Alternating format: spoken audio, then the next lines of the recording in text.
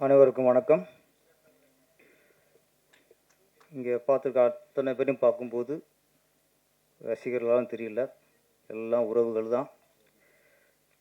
வீராயி மக்கள் படத்தோட உறவுகள் தான் இங்கே வந்திருக்கிய. உங்களுக்கு நன்றி. நிறைய விழாக்களுக்கு வருவோம், அந்த படத்தை பேர் சொல்லி இந்த படம் மிகப்பெரிய வெற்றி அடையணும்னு வாழ்த்துவோம். ஆனால் இந்த படம் அப்படி இல்லை. இந்த வீராய் படம் மிகப்பெரிய வெற்றி அடையணும்னு ஆண்டவனை வேண்டுறோம். ஏன்னா தமிழ் திரையுலகில் இந்த மாதிரி படம் இப்போ ரொம்ப அவசியம். உறவுகளில் அதோட மகிமையை, அதோட அருமையை சொல்கிற படங்கள் ரொம்ப ரொம்ப குறைஞ்சி போச்சு. வீராய் மக்கள் போன்ற படம் தமிழ் திரையுலகுக்கு ரொம்ப அபூர்வமாகி போச்சு. அந்த அபூர்வங்கிறது ஆபத்து. இன்றைக்கி நிறைய படங்கள் வருது, துப்பாக்கி கலாச்சாரம், கஞ்சா கலாச்சாரம், வன்முறைகள், யார் யார் எவனை கடத்துறான்னு தெரிய மாட்டேங்குது, எவனை கொள்றான்னு தெரிய மாட்டேங்குது. கொள்றதுல பல விதத்தை காட்டுறாங்க. இப்போ எப்படி வெட்டுறது, எப்படி நறுக்கிறது, எப்படி புதைக்கிறது எல்லாம் காட்டாங்க. உறவுகளை வளர்க்குறதுங்கிறது யார் காட்டுறாங்க? அதுக்கு ஒரு இயக்குனர் வேணும்ல. அதுதான் நம்ம நாகராஜ் கருப்பையா. உண்மையிலே அவர் நடிச்சு ரொம்ப பெருமைப்படுறேன். ஏன்னா இந்த சூழலில் எல்லாருமே வியாபாரமாக போச்சு.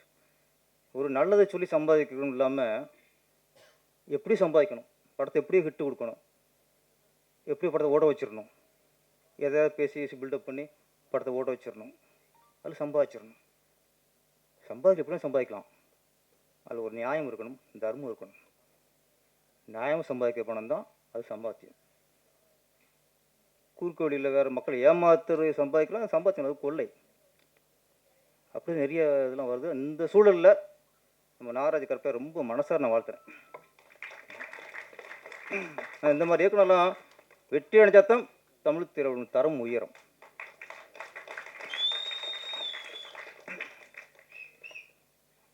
எங்கள் அம்மா அக்கா சொல்கிறதா தங்கச்சின்னு சொல்கிறதா அம்மானு சொல்கிறான்னு தெரியல, தீபா சங்கர் அவர்கள் சகோதரி சொல்லிடுவோம். நல்லா சிறப்பாக பேசினாங்க. அவங்க பேசும்போது அப்படியே கிராமத்துக்கு போன மாதிரி போச்சு. கிராமத்தில் போய் சொந்தக்காரங்களோட உட்காந்து பேசுகிற மாதிரி ஆகிப்போச்சு. அப்படி ஒரு பேச்சு. அதில் ஒன்று சொன்னாங்க, என்னடா பாஸ் ஆகிட்டியா அப்படின்ட்டு. பக்கத்து வீட்டு வினோத் பெயிலுமா, அது பரவாயில்ல. சிலர் இருக்காங்க, என்னடா பாஸ் ஆகிட்டியா, அம்மா வாத்தியா இருக்குது ஒன்றுமே தெரிலம்மா. அவ்வளோ பிரில்லியன்ட்லாம் ஆள் இருக்காங்க கிராமங்களில். நம்மலாம் இங்கேருந்து பெரிய வசன கருத்தா கிராமங்களில் பேசாமல் இருக்குது. பஞ்சு டைலாக்கு அது வேலை ராமத்துங்கெல்லாம் தெரியும். பட்டு அடிப்பாங்க. நம்ம மிரண்டுவோம், இல்லை இவ்வளோ ஷார்ப்பாக அடிக்கிறாங்கன்ட்டு. அவங்களாம் கொண்டு வந்தால் நாங்களாம் காலி. இங்கே இருக்க இயக்குனர்லாம் போக வேண்டியதான். அதான் வேறு வரக்கு வாய்ப்பு இல்லாமல் வழி இல்லாமல் இருக்கானுங்க. இங்கே கொண்டாந்து இறக்கணும், கிராமத்தில் இறக்கணும், ஒட்டுமொத்த இயக்கம் காலி. அவ்வளோ விஷயத்தில் இருக்காங்க. எங்கால அவ்வளோ வீரியம் உள்ளவங்க. நிறைய விஷயங்கள் பேசினாங்க. வீராய் மக்கள் கிராமங்களில் ஒரு 200 குடும்பம் இருந்துச்சுன்னா அது 20 குடும்பத்தை ஆம்பளை பிரச்சனை சொல்லுவாங்க. அந்த குடும்பம் இந்த குடும்பம். பெரும்பாலான குடும்பத்துக்கு பொம்பளை தான். வள்ளியம்மை குடும்பம், மூக்காய் குடும்பம், ஆமாம் இது ராக்காய் தோட்டம், இது செண்பக வயல். பொம்பளை பிரிச்சு தான் கிராமத்தில் சொல்லுவாங்க. ஏன்னா பெண்கள் தான் ஆளுமை, அவங்க தான் ஆளுமை. குடும்பங்களையும் உறவுகளையும் கட்டி காக்கிறது பெண்கள் தான். அதனால தான் கிராமங்களில் ஆம்பளைங்க பல வேலை இருக்கும், என்ன வேலை பார்த்தா சரி பொம்பளை பேர சொல்லுவான். சொன்னார் சார் இன்னார் மகன், எனக்கே அப்படி தான். எங்கள் அம்மா பேர் சொல்லுவாங்க இன்னார் மகன் வாங்க. அப்போ பெண்மைங்கிறது பெரிய விஷயம். இந்த டைட்டில் இந்த வீராயி மக்களுங்கிறது அதில் அவ்வளோ ஒரு பவர் இருக்கு. நடிச்சிருக்க எல்லாருமே படம் ட்ரெய்லர் பார்க்கும்போது அந்த கிராமத்து உணர்வோடு இருக்கிறது கண்டிப்பாக தெரிஞ்சிச்சு. அதனால் நிறைய பேர் இப்போ கேபிள் அண்ணவர்கள், ஆடியோ வாங்கியிருக்கவங்க எல்லாருமே பாட்டை கேட்டு படத்தை பார்த்து நாங்களாம் யூகத்தில் ட்ரெயிலர் பார்த்ததுக்கப்புறம் நம்மளுக்கு அது அந்த படத்தோட ஒரு மேலே ஒரு ஈர்ப்பு வருது. அவங்களும் படம் பார்த்துட்டு வியந்திருக்காங்க. கண்டிப்பாக அவங்க சொன்னதெல்லாம் உண்மையாக தான் இருக்கும். படம் மிகப்பெரிய வெற்றி அடையணும். எனக்கு இந்த படம் பார்க்கும்போது சின்ன வயசில் டூரிங் தேட்டரில் பார்த்துருக்கேன். அபூர்வ சகோதரர்கள், பழைய அபூர்வ சகோதரர்கள், ரங்காராவ் நடித்தது. அது ஒரு பாட்டு வரும், முத்துக்கு முத்தாக சொத்துக்கு சொத்தாக அண்ணன் தம்பி பிறந்து வந்தோம் கண்ணுக்கு கண்ணாக பாட்டு. அந்த பாட்டெலாம் தேட்டரில் கேட்டு அழுகாத ஆள் இருக்காது. எனக்கு இதில் இந்த பாட்டை கேட்டவுடனே எனக்கு அந்த ஞாபகம் வந்துச்சு. அந்த அபூர்வ சகோதரர்கள் ஞாபகம், இந்த 3 பேர் ஒருத்தர் ஏறாம பாருங்க, அதை பார்க்கும்போது அது ஞாபகம் வந்துச்சு. அது மாதிரி மாயாண்டி குடும்பத்தார் நம்ம ரவி மரியாதைலாம் நடிச்சிருக்காரு. அதெல்லாம் மக்கள் பார்க்கணும். ஃபஸ்ட்டு உறவுகள் வந்து வளர்க்கணும், பாசத்தோடு இருக்கணும்னா இந்த மாதிரி படத்தில் நம்ம அப்போ பார்த்துக்கணும். சும்மா ஆக்ஷன் படம், சண்டை படமும் பார்த்துக்கிட்டு உள்ள உறவும் போயிடுது. நான் படம் போடும்போது திருப்பாச்சியாக இருக்கட்டும், சிவகாசியாக இருக்கட்டும், வரிசையாக சொன்னாங்க அண்ணன் தங்கச்சியா அம்மா பையன்ட்டு.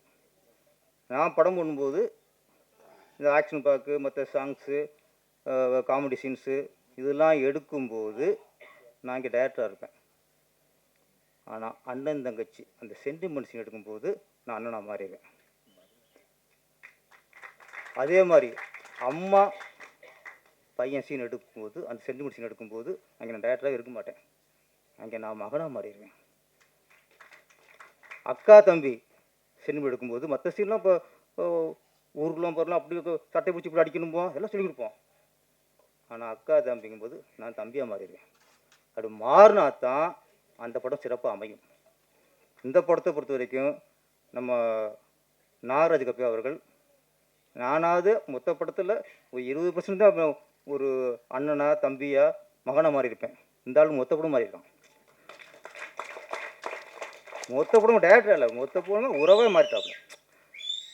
அந்த மாதிரி இயக்குற நம்ம கொண்டாடணும். இன்றைக்கி கிராமங்களில் நம்ம கிராமத்தை பெருசாக பேசுகிறோம், கிராம உறவுகளை பெருசாக பேசுகிறோம்.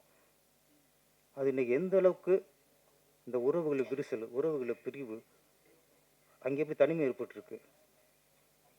முன்னெல்லாம் கிராமங்களில் ஒரு வீட்டில் கல்யாணம் அப்படின்னு முடிவாயிட்டா, வெள்ளிக்கிழமை கல்யாணம்னா செவ்வாய்க்கிழமையா அந்த வீட்டில் 20 பேர் கூடிடுவாங்க. அதுக்கு கல்யாணத்துக்கு முதல் நாள் 40 பேர் இருப்பாங்க. சித்தப்பா சித்தி, அந்த பசங்க இந்த பசங்க கும்பல் அத்தனை வேலை பார்க்குங்க, ஒவ்வொன்றும் வேலை பார்க்குங்க. இன்றைக்கி வெள்ளிக்கிழமை 10 மணிக்கு கல்யாணம்னா வெள்ளிக்கிழமை 9 மணிக்கு தான் வரான் வீட்டுக்கு சொந்தக்காரன். உண்மை இல்லையா? நான் பார்க்குறேன், நான் கிராமத்தான் தான் வழியோட பார்க்குறேன். அப்போ கல்யாணத்துக்கு வந்து முடிஞ்ச என்ன பண்ணுறான், அப்போ கல்யாணம் முடிஞ்சதுக்கப்புறமும் 2-3 நாள் இருப்பாங்க வீட்டில் சொந்தங்கள், 20 பேர் இருப்பாங்க. கொஞ்சம் கொஞ்சமாக கூறாங்க. கல்யாணத்துக்கு மறுநாள் 30 பேர் இருப்பான், அதுக்கு அடுத்த நாள் 20 பேர் இருப்பான், அதுக்கு அடுத்த நாள் 10 பேர் இருப்பான். ஒரு வாரம் கழிச்சு தான் இந்த குடும்பம் மட்டும், என்ன குடும்பம் அவங்க மட்டும் இருப்பாங்க. ஆனால் இன்றைக்கி கல்யாணம் முடிஞ்சுன்னா என்ன பண்ணுறாங்க, எப்படா சாப்பிட்டு மொய்யடிட்டு ஓடுங்கிறான். பந்திக்கு ரெடியாகிறான். கல்யாணத்துக்கு மறுநாள் அந்த அப்பா அம்மா மாப்பிள்ளை பொண்ணு அவங்க அண்ணன் தம்பி கூட வந்தால் அந்த குடும்பம் மட்டும்தான் வீட்டில் இருக்குது, வேறு உறவு எதுவுமே இல்லை. உண்மையா இல்லையா? எல்லாம் இங்கே கிராமத்தில் இருக்கிறவங்க தான். இதாக பரவாயில்லைங்க. ஒரு வீட்டில் திடீர்னு சாவு விழுந்துடும். அது திரும்பி விழுகிறதானே, திரும்பி செத்துருவாங்க. சாவு விழுந்த உடனே வந்துடும், உறவுலாம் வந்துடும், கூடும், சாவு எடுத்து அடக்கம் பண்ணிடுவாங்க. மறுநாள் அந்த சாவு வீட்டில் மறுநாள் ஒரு 15-20 வரை இருப்பாங்க. ஏன்னா பையனை பறி கொடுத்தவனோ, அப்பனை பறி கொடுத்தவங்களோ, பொண்டாடி பறி கொடுத்தவங்களோ அந்த குடும்பம் காஃபி தண்ணி சாப்பிடாது. அப்போ இந்த சொந்தம் தான் காஃபி போட்டு, அக்கா காஃபி கொடுக்கா, ஐயா கொஞ்சம் ஒரு இட்லி சாப்பிடியா, ஆத்தா கொஞ்சம் தண்ணி குடியா, குடித்தா கெஞ்சி அவங்க சாப்பிட மனசு இருக்காது. இவங்க வற்புறுத்தி கொஞ்சம் கொஞ்சமாக ஒரு அரை இட்லியோ ஒரு இட்லியோ சாப்பிட வைப்பாங்க. இன்றைக்கி ஒரு வீட்டில் யாரும் இறந்துட்டா வர்றாங்க, கூடுறாங்க, அடக்கம் பண்ணிட்டு அப்படியே போயிடறாங்க. மறுநாள் அந்த குடும்பத்தில் அந்த குடும்பம் மட்டும் இருக்குது. ஒரு காப்பி போட்டு கொடுக்குறதுக்கு ஆள் இல்லை. யார்? ஒரு பையனை பறி கொடுத்த அம்மாவை காப்பி போட்டு குடிக்குமா? அப்பாவை பறி கொடுத்த மகளை பொண்டாட்டியை அவங்கள காப்பி போட்டு சாப்பிடுவாங்களா? இது தாங்க உறவு. இதுக்கு தான் உறவு. அந்த உறவு எங்கே போச்சு? எங்கே போச்சு? பசியோடு இருக்கும்போது ஆறுதலா அரவணைப்பா 4 வயசு சோறு கொடுக்குற அந்த உறவு போச்சுங்க, போச்சு. இந்த மாதிரி படங்கள் நான் சொல்கிறேன், வீராய் மக்கள் மாதிரி படங்கள் வந்தால் தான் அந்த ஊரில் அருமை தெரியும், பாசத்தின் பெருமை தெரியும். எல்லாத்தையும் தொலைச்சி நிற்கிறோம், ஓடுறோம் சம்பாதிக்கிறோம், கடைசி எங்கேயும் நிற்க போகிறோம்? ஒன்றுமே லைஃப். உறவுகளோடு அதை அரவணைச்சு நல்லது கெட்டதுக்கு கூட இருந்து அது ஆதரவு இருந்தால் தான் அது உறவு. இல்லைன்னா அதுக்கு பேர் உறவே இல்லை. அதுக்கு என்ன பேர் சொல்கிறதுன்னு தெரியல எனக்கு. இன்னொன்று ஒரு மிகப்பெரிய ஆபத்தான விஷயம். ஏன்னா இந்த மேடை உறவுகளை பற்றி சொல்கிற மேடை, இங்கே தான் சில விஷயங்களை மனசு விட்டு பேச முடியும். ஒரே விஷயம் சொல்லிடுறேன். இன்றைக்கி நிறைய குடும்பங்களில் மிகப்பெரிய ஆபத்து என்னென்னா, நிறைய குடும்பங்களில் ஒரு பிள்ளை தான் இருக்குது. ஒரு பிள்ளை போதும் நடநிலை கொண்டோம், 2வது பிள்ளை வேணாம். பெண் பிள்ளையா பொம்பளை பிள்ளை இருந்தால் வச்சு ஒன்று போதுன்றோம், ஆம்பளை பிள்ளை இருந்தாலும் ஒன்று போதுங்கிறோம். இங்கே எங்கே ஆபத்துனா, இப்போ ஒரு அப்பா அம்மா அவங்களுக்கு ஒரே ஒரு பொண்ணு, அந்த பொண்ணுக்கு கல்யாணம் ஆயிடுது. இப்போ அப்பா அம்மா இறந்துடுவாங்களா? இறந்ததுக்கப்புறம் அந்த அப்பா அம்மாவுக்கு அந்த பொண்ணுக்கும் இன்னொரு கல்யாணம் ஆனதுக்கப்புறம் அவங்களுக்கு குழந்தை பிறக்குதுல்ல, அந்த குழந்தை அனாதை குழந்தை. ஏன் சொல்கிறேன்னா, அந்த குழந்தை யாரை சித்தி என்று சொல்லும், அந்த குழந்தை யாரை சித்தப்பா என்று சொல்லும், அந்த குழந்தை யாரை அத்தை என்று சொல்லும், அந்த குழந்தை யாருன்னு மாமா என்று சொல்லும், அந்த குழந்தை யாரை பெரியம்மான்னு சொல்லும். சொல்லுங்க அப்பா, யாரை சொல்லும்? அப்பா அம்மாங்கிற உறவை தவிர அதுக்கு வேறு எதுவும் இருக்குது. அனாதை குழந்தை. அப்பா அம்மாங்கிறது நம்ம ரத்த வழி, ரத்தத்தின் பிரிவு. அது உறவு உள்ளது, அது ரத்தத்தின் ஒரு பகுதி தான் நமக்கு அப்பா அம்மா. அவங்களோட அந்த அப்பா அம்மாவோட ரத்தத்தின் பகுதி தான் நம்ம. ஒரு குழந்தைக்கு உறவு சித்தி, சித்தப்பா, அத்தை, மாமா, பெரியப்பா, பெரியம்மா, இதுதாங்க உறவு. இந்த உறவுகள் இல்லாமல் இருக்கிற குழந்தை அனாதை குழந்தை. அதனால் தயவு செய்து நம்ம ஒரு குழந்தை போதும் அப்படின்னு நிற்கிறது நம்ம நம்முடைய குழந்தை அனாதைக்குடி சொல்லிக்கிறோம்ட்டு அர்த்தம். ஒரு குழந்தை கூட பெற்றுக்கணும், அப்போ தான் அடுத்து உறவுகள் வரும். இருக்கு உறவுகளே கூட மாட்டேங்கிறான். நீங்கள் அனாதை விட்டு போயிட்டீங்கன்னா அதுக்கு நாளைக்கு என்ன உறவு இருக்கும்? சிக்கனத்துக்காக இன்றைக்கி ஸ்கூல் ஃபீஸ் அதிகமாக போச்சு, இந்த ஃபீஸ் அதிகமாக போச்சு, இருக்க குழந்தைய படிக்க வைக்க முடியல, அதுக்காக ஒரு குழந்தை அனாதாக்கிடுவீங்களா?